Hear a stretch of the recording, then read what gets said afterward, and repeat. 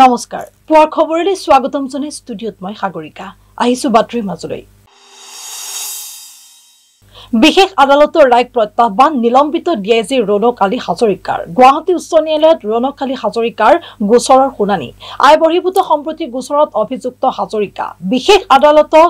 ৰায় স্থগিত ৰাখিলে উচ্চ ন্যায়ালয়ে বিশেষ আদালতৰ ৰায়ৰ বিৰুদ্ধে উচ্চ ন্যায়ালয়ৰ দ্বাৰস্থ হৈছিল হাজৰিকা 20 ফেব্ৰুৱাৰীত উচ্চ ন্যায়ালয়ে গ্ৰহণ কৰিব গোচৰৰ পৰৱৰ্তী শুনানি এই মুহূৰ্তত জনাই আছো এটা খবৰ বিশেষ আদালতৰ ৰায় প্ৰত্যাহ্বান নিলম্বিত ডিআইজি ৰণক আলী হাজৰিকাৰ গুৱাহাটী উচ্চ ন্যায়ালয়ত ৰণক আলী হাজৰিকাৰ গোচৰৰ শুনানি আই বহিৰ্ভূত সম্পত্তি গোচৰত অভিযুক্ত হাজৰিকা আৰু বিশেষ আদালতৰ ৰায় স্থগিত ৰাখিলে উচ্চ ন্যায়ালয়ে বিশেষ আদালতৰ ৰায়ৰ বিৰুদ্ধে উচ্চ ন্যায়ালয়ৰ দ্বাৰস্থ হৈছিল হাজৰিকা আৰু 20 ফেব্ৰুৱাৰীত উচ্চ ন্যায়ালয়ে গ্ৰহণ কৰিব গোচৰৰ পৰৱৰ্তী শুনানি এই মুহূৰ্তত সবিশেষ জনাই আছো বিশেষ আদালতৰ ৰায় প্ৰত্যাহ্বান কৰিছে নিলম্বিত ডিআইজি ৰণক আলী হাজৰিকাই গুৱাহাটী উচ্চ ন্যায়ালয়ত ৰণক আলী হাজৰিকাৰ গোচৰৰ শুনানি আৰু আই বহিৰ্ভূত সম্পত্তি গোচৰত অভিযুক্ত হাজৰিকা বিশেষ আদালতৰ ৰায়ৰ বিৰুদ্ধে উচ্চ ন্যায়ালয়ৰ দ্বাৰস্থ হৈছিল হাজৰিকা আৰু বিশেষ আদালতৰ ৰায় স্থগিত ৰাখিলে উচ্চ ন্যায়ালয়ে 20 ফেব্ৰুৱাৰীত উচ্চ ন্যায়ালয়ে গ্ৰহণ কৰিব গোচৰৰ পৰৱৰ্তী শুনানি এই মুহূৰ্তত সবিশেষ জনাই আছো হাতশিঙিমাৰী কানাইমাৰাত আৰক্ষীৰ ড্ৰাগছ বিৰোধী অভিযান খাৰুৱাবন্ধা আৰক্ষীৰ অভিযানত নিচাজাতীয় টেবলেট সহ আটক ড্ৰাগছ বেপাৰী ধৃত ড্ৰাগছ বেপাৰীটো কানাইমাৰা গাঁৱৰ আজগৰ আলী বুলি জানিব পৰা গৈছে ধৃত আজগৰ আলীৰ পৰা জব্দ 1381 টাকৈ ইয়াবা টেবলেট জব্দকৃত টেবলেটখিনিৰ বজাৰ মূল্য 14 লাখ টকা এই মুহূৰ্তত জনাই আছো এটা খবৰ হাতশিঙিমাৰীৰ কানাইমাৰাত আৰক্ষীৰ ড্ৰাগছ বিৰোধী সফল অভিযান খাৰুৱাবন্ধা আৰক্ষীৰ অভিযানত নিচাজাতীয় টেবলেট সহ আটক ড্ৰাগছ ব্যৱসায়ী ধৃত ড্ৰাগছ বেপাৰীটো কানাইমাৰা গাঁৱৰ আজগৰ আলী বুলি জানিব পৰা গৈছে ধৃত আজগৰ আলীৰ পৰা জব্দ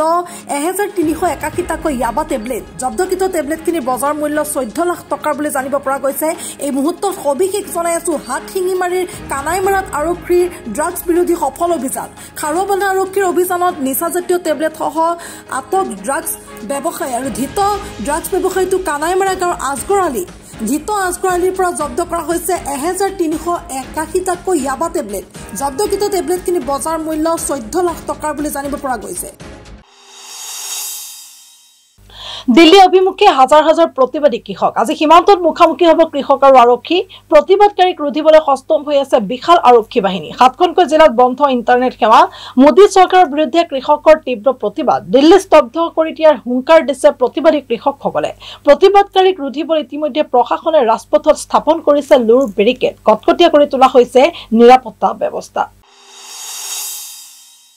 আজি দিল্লী অভিমুখে হাজাৰ হাজাৰ প্ৰতিবাদী কৃষক আজি সীমান্তত মুখামুখি হ'ব কৃষক আৰু আৰক্ষী প্ৰতিবাদকাৰীক ৰুধিবলৈ সষ্টম হৈছে ইপিনে বিশাল আৰক্ষী বাহিনী আৰু ইতিমধ্যে 7খনকৈ জিলাত বন্ধ কৰি দিয়া হৈছে ইণ্টাৰনেট সেৱা মোদী চৰকাৰৰ বিৰুদ্ধে কৃষকৰ তীব্ৰ প্ৰতিবাদ দিল্লী স্তব্ধ কৰি দিয়াৰ হুংকাৰ প্ৰদান কৰিছে কৃষকসকলে প্ৰতিবাদকাৰীক ৰুধিবলৈ ইতিমধ্যে প্ৰশাসনে ৰাজপথত স্থাপন কৰিছে লুৰ বেৰিকেড কটকটীয়া কৰি তোলা হৈছে নিৰাপত্তা ব্যৱস্থা এই মুহূৰ্তত সবিশেষ জনাইছো ইতিমধ্যে 7খনকৈ জিলাত বন্ধ কৰি দিয়া হৈছে ইণ্টাৰনেট সেৱা মোদী চৰকাৰৰ বিৰুদ্ধে কৃষকসকলে তীব্ৰ প্ৰতিবাদ দিল্লী স্তব্ধ কৰি দিয়াৰ হুংকাৰ দিছে প্ৰতিবাদী কৃষকসকলে আজি সীমান্তত মুখামুখি হ'ব কৃষক আৰু আৰক্ষী আৰু ইতিমধ্যে দিল্লীৰ অভিমুখে হাজাৰ হাজাৰ প্ৰতিবাদী কৃষকৰ আগমন প্ৰতিবাদকাৰীক ৰোধ কৰিবলৈ সষ্টম হৈ উঠিছে বিশাল আৰক্ষী বাহিনী প্ৰতিবাদকাৰীক ৰোধিবলৈ প্ৰশাসনে ৰাজপথত স্থাপন কৰিছে লুৰ বেৰিকেড কটকটীয়া কৰি তোলা হৈছে নিৰাপত্তা ব্যৱস্থা অভয়পুৰী লেংটিচিঙাত নিশা আৰক্ষীৰ ড্ৰাগছ বিৰোধী অভিযানত ড্ৰাগছ সহ আটক এটা সৰবৰাহকাৰী ধৃত সৰবৰাহকাৰীটো মহিদুল ইছলাম আৰক্ষীৰ অভিযানত জব্দ কৰি ড্ৰাগছ সহ এখন 4চকীয়া বাহন জব্দকৃত 4চকীয়া বাহনখনৰ নম্বৰ AS19T1240 ৰাজ্যৰ ভিন্ন প্ৰান্তত অব্যাহত আছে ড্ৰাগছ বিৰোধী অভিযান এইবাৰ অভয়পুৰীৰ লেংটিচিঙাত নিশা আৰক্ষীৰ ড্ৰাগছ বিৰোধী সফল অভিযান অভিযানত ড্ৰাগছ সহ আটক এটা সৰবৰাহকাৰী অভয়পুৰীৰ সমীপৱৰ্তী লেংটিচিঙাৰ নাইগ্ৰা তেল ডিপুত লেংটিচিঙা আৰক্ষীয়ে গোপন সূত্ৰৰ পমখেদি কৰায়ত্ব কৰিবলৈ সক্ষম হয় ড্ৰাগছ সৰবৰাহকাৰীটো ধৃত সৰবৰাহকাৰীটো কাবাইতাৰীৰ মফিদুল ইছলাম বুলি জানিব পৰা গৈছে ইতিমধ্যে আৰক্ষীয়ে অভিযানত জব্দ কৰে ড্ৰাগছ সহ এখন 4চকীয়া বাহন জব্দকৃত 4চকীয়া বাহনখনৰ নম্বৰ AS19T1240 জানিব পৰা মতে ঘটনাস্থলীৰ পৰা পলায়ন কৰে আন দুটা সৰবৰাহকাৰী। আজি মানে 1 ঘণ্টা 1.5 ঘণ্টামান আগত মানে এই তেল ডিপুৰ ওচৰত মানে এই লেংটিচিঙা তেল ডিপুৰ ওচৰত নাইৰা পেট্ৰল পাম্পৰ ওচৰত মানে আৰক্ষী মানে হেৰি আছিল নাকাবন্দী চলি আছিল নেকি তাতে মানে এই এজন মানুহ 4-চকীয়া বাহনত আহি আছিল তাতে মানে ড্ৰাগছ সহ মানে আৰক্ষী চকী মানে হেৰি কৰিছে আটক কৰিছে আৰু দুজন পলাই গৈছে নেকি আৰু দুজন পলাই গৈছে তাৰ নামটো আছিল মফিদুল ইছলাম কাবেটেড ঘৰ তাৰ এতিয়া ক'ত আছে তেওঁ এতিয়া আমাৰ লেংটিচিঙা আৰক্ষী চকীত আছে ড্ৰাগছ পাইছে ড্ৰাগছ হ'ব পাৰে অভয়পুৰীৰ পৰা ছফিকুল ইছলামৰ ৰিপৰ্ট এনি ভাৰত 24। সুদখোৰৰ বিৰুদ্ধে গোলকগঞ্জ আৰক্ষীৰ সফল অভিযানত আটক গোলকগঞ্জ সুদখোৰ কমলাজাৰৰ আজগৰ আলী আৰু ৰফিকুল ইছলাম। দীৰ্ঘদিন ধৰি এইসকল লোকে সুতত টকা লৈ ৰাইজক হাৰাশাস্তি কৰি থকাৰ অভিযোগ উত্থাপিত হৈছিল। গোলকগঞ্জ আৰক্ষী থানাৰ ভাৰপ্ৰাপ্ত বিষয়াৰ নেতৃত্বত অভিযান চলাই আটক 2 অভিযুক্তক। সুদখোৰৰ বিৰুদ্ধে গোলকগঞ্জ আৰক্ষীৰ সফল অভিযানত আটক গোলকগঞ্জৰ সুদখোৰ কমলাজাৰৰ আজগৰ আলী আৰু ৰফিকুল আলী। দীৰ্ঘদিন ধৰি এইসকল লোকে সুতত টকা দি ৰাইজক হাৰাশাস্তি কৰি থকাৰ অভিযোগ উত্থাপিত হৈছে। গোলকগঞ্জ আৰক্ষী থানাৰ ভাৰপ্ৰাপ্ত বিষয়াৰ নেতৃত্বত অভিযান চলাই আটক কৰে 2 অভিযুক্তক। গোলকগঞ্জ আৰক্ষীয়ে 2জনকে জেৰা কৰাৰ অন্তত ধুবুৰী আদালতত হাজিৰ কৰিব বুলি জানিবলৈ দিয়ে। বাতৰি পৰৱৰ্তী অংশলৈ যোৱাৰ আগতে ল'ব বিচাৰিছো চমু বাণিজ্যিক বিৰতি।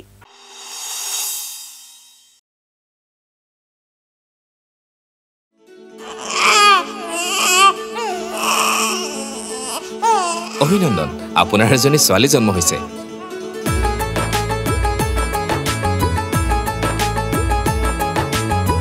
লাহি পাহি এজনী পৰি আহিলে ঘৰখন উজলি বেটি বাঁচাও বেটি পঢ়াও বেটি বাঁচাও বেটি পঢ়াও বেটি বাঁচাও বেটি পঢ়াও। বিৰতিৰ পিছত পুনৰ উভতি আহিছো বাতৰিৰ মাজলৈ। লংকাত 4 বছৰীয়া কন্যা শিশুক নিৰ্যাতন চলোৱাৰ অভিযোগ দিলীপ চৰকাৰ নামৰ লোকজনৰ বিৰুদ্ধে। শিশুটিক যৌন নিৰ্যাতন চলোৱাৰ অপৰাধত দিলীপ চৰকাৰক যাৱজ্জীৱন কাৰাদণ্ডৰে দণ্ডিত হৈছে। লংকাত 4 বছৰীয়া কন্যা শিশুক নিৰ্যাতন চলোৱাৰ অভিযোগ দিলীপ চৰকাৰৰ বিৰুদ্ধে। শিশুটিক যৌন নিৰ্যাতন চলোৱাৰ অপৰাধত দিলীপ চৰকাৰ নামৰ এজন বিবাহিত পুৰুষ যাৱজ্জীৱন কাৰাদণ্ডৰে দণ্ডিত হৈছে। সোমবাৰে হুজাই জিলা আৰু সত্ৰ ন্যায়াধীশ আদালতে প্ৰদান কৰা এক ৰায়দানত এই শাস্তি প্ৰদান কৰা হৈছে। 2019 চনৰ ছেপ্টেম্বৰ মাহৰ 19 তাৰিখে লংকাৰ জয়ৰাম বস্তিত সংঘটিত হৈছিল এই জঘন্য ঘটনাটো। ঘৰৰ ওচৰতে বিবাহিত পুৰুষগৰাকীয়ে 4 বছৰীয়া কন্যা সন্তানটিক ছাগলীৰ গোহালিলৈ নি যৌন নিৰ্যাতন চলাইছিল। প্ৰায় 4 বছৰ ধৰি চলা বিচাৰৰ অন্তত আজি আদালতে দিলীপ চৰকাৰৰ পক্সো আইনৰ 6 নং ধাৰা আৰু ভাৰতীয় দণ্ডবিধি আইন 376AB/376(3) ধাৰাত দোষী সাব্যস্ত কৰি যাৱজ্জীৱন কাৰাদণ্ড আৰু 10,000 টকা জৰিমনাৰে দণ্ডিত কৰে। 38 পৃষ্ঠা জোৰা ৰায়দানৰ গোচৰটোত চৰকাৰী অধিবক্তা আছিল লক্ষণ দাস। লংকাৰ পৰা ভূপেন্দ্ৰ সিং বাবুৰ প্ৰতিবেদন এনি ভাৰত 24।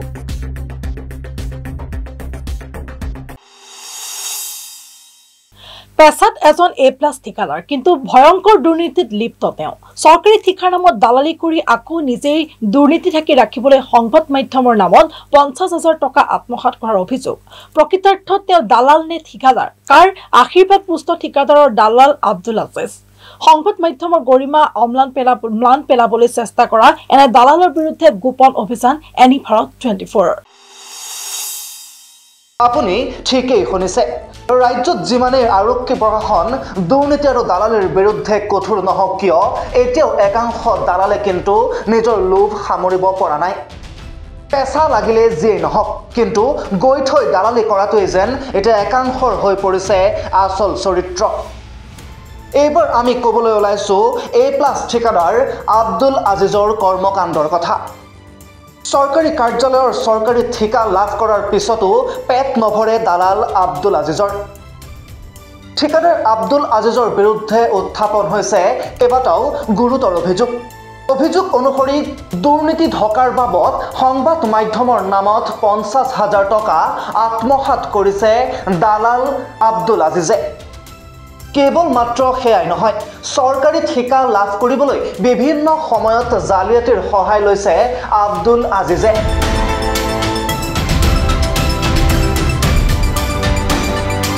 বিভিন্ন সময়ত নিবিদা জাৰি কৰা বিভিন্ন চৰকাৰী কামৰ ঠিকা টেণ্ডাৰ নেপেলোৱাকৈয়ে লাভ কৰিছে হেনো আব্দুল আজিজে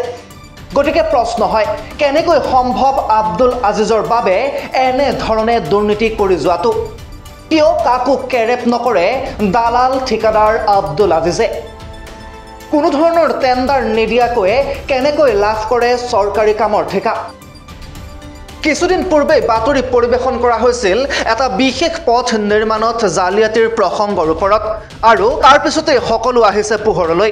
হে বিশেষ খবৰটো লুকুৱাবলৈ সংবাদ মাধ্যমৰ অজ্ঞাতেই সংবাদ মাধ্যমৰ নামত 50,000 টকা আত্মসাৎ কৰিছে এই ঠিকাদাৰ ৰূপী দালাল আব্দুল আজিজে এই সকলোবোৰ প্ৰশ্নৰ উত্তৰ বিচাৰি এনিভাৰত 24ৰ সাংবাদিকৰ ফোন আব্দুল আজিজলৈ কিন্তু একেমুখে সকলো অস্বীকাৰ কৰিছে এই দালাল ঠিকাদাৰ আব্দুল আজিজে টেলিফোনিক বাৰ্তালাপত কি কৈছিল সাংবাদিকৰ প্ৰশ্নৰ উত্তৰত প্ৰথমেই সেয়া শুনক হেল্ল' হয় আব্দুল আজিজ ডাঙৰীয়া ক'লে নেকি হয় হয় মই ৰূপজ্যোতিয়ে কৈ আছিলোঁ সাংবাদিক ৰূপজ্যোতি বৰা হয় মই আপোনাক ফোন কৰাৰ আচলতে দুটামান বিশেষ কাৰণ আছে আপুনি এটা বিশেষ কামৰ বিষয়ে জানে নেকি 2020-21 এটা ৰাধানগৰ পথৰ এটা কনষ্ট্ৰাকশ্যনৰ কাম হৈছিলে সেইটো অলপমান খেলি মেলি এটা আছে গতিকে মধ্যমণি হিচাপে আপোনাৰ নামটো উত্থাপন হৈছে মাৰ্কেটত গতিকে মধ্যমণি হিচাপে আপোনাৰ নামটো ওলোৱাৰ কাৰণে আপোনাৰ মানে সেই বস্তুটোৰ ওপৰত আমি অলপমান জানিব বিচাৰিছোঁ আৰু লগতে আপোনাক মানে আমি যিমান দূৰ গম পাইছোঁ যে আপুনি সংবাদ মাধ্যমক মেনেজ কৰাৰ নামত বোলে টকা 50,000 এটা লৈ থৈছে নাই নাই এইটো গম নাপালে কালি মোক এজনে ফোন কৰিছিলে বাৰু আচ্ছা এই বিষয়ে মোৰ একো নলেজ নাই আৰু এইটো কোনো কিন্তু হ'ব পাৰে নাজানো মইতো ৰেজিষ্টাৰ্ড ক্লাছ 1 কন্ট্ৰাক্টৰ হয় গতিকে এই বস্তুবিলাক কোনোবাই তেনেকে ফচাবলৈ কিবা কৰিব পাৰে ষড়যন্ত্ৰ মই গমটো নাপাওঁ আৰু সেইটো কামত একচুৱেলি মই টেণ্ডাৰ মাৰাও নাই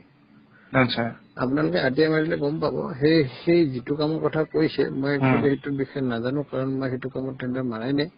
মই বেলেগ কাম টেণ্ডাৰ মাৰিছিলোঁ আৰু মই সেইটো সময়ত যিবিলাক টেণ্ডাৰ মানে হৈছিলে মই এটাও কাম পোৱাও নাই আৰু কৰাও নাই তাৰমানে আপুনি ক'ব বিচাৰিছে আপুনি 50,000 টকাটো নাই লোৱা ন নাই নাই এনেদৰে টেলিফোনিক বাৰ্তালাপত সাংবাদিকৰ প্ৰতিটো প্ৰশ্নৰ উত্তৰ কেৱল নহয় আৰু নাজানো ৰূপে দিলে এই ঠিকাদাৰ দালাল আব্দুল আজিজে এতিয়া প্ৰশ্ন উত্থাপন হয় সংবাদ মাধ্যমৰ অজ্ঞাতে সংবাদ মাধ্যমৰ নামত যে 50,000 টকা আত্মসাতৰ অভিযোগ উত্থাপন হৈছে সেই 50,000 টকা দিলে কোনে ঠিকাদাৰ দালাল আব্দুল আজিজে ইয়াৰ পূৰ্বে আৰু কি কেলেংকাৰী সংঘটিত কৰিছে পূৰ্বেও এনেকৈ সংবাদ মাধ্যমৰ নামত বিভিন্ন জালিয়াতি দুৰ্নীতিৰ দালালি কৰি ধন আত্মসাৎ কৰিছে নেকি আব্দুল আজিজে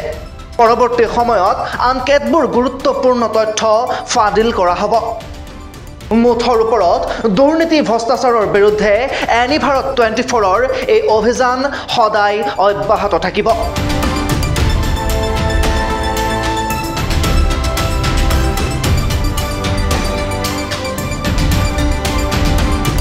নিউজ ডেস্ক এনিভাৰত 24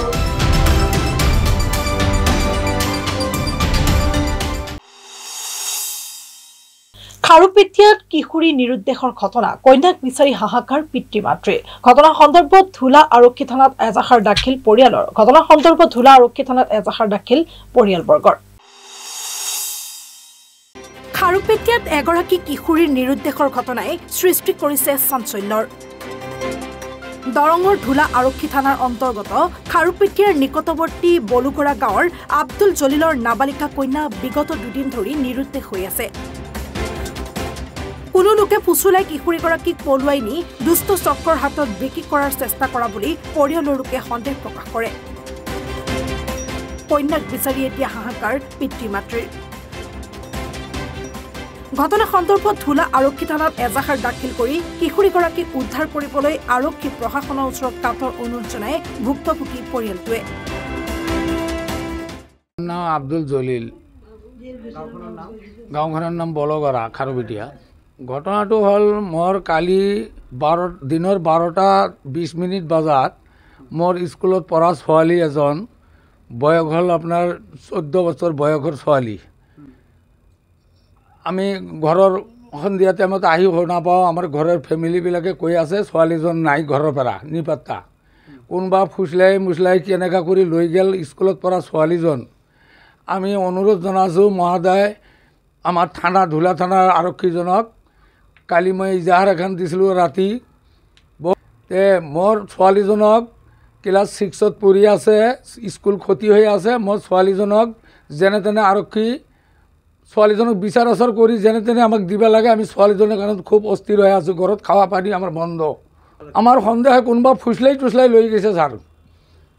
কোনোবা ফুচলাই কিবা লোভ লালচ দেখাই লৈ গৈছে। সৰু ছোৱালী 14 বছৰ বয়সৰ ছোৱালী, এইটো কোনো বিয়াৰ উপযুক্ত হোৱা নাই। বিক্ৰীও কৰিব পাৰে, কোনোবা লৈ যায়, এইটো আমাৰ সন্দেহ লাগে। আজিলৈ পুৱাৰ খবৰত ইমানেই। আগলৈ ঠিক বাবাতৰিৰ বাবে চাই থাকিব এনি ভাৰত 24।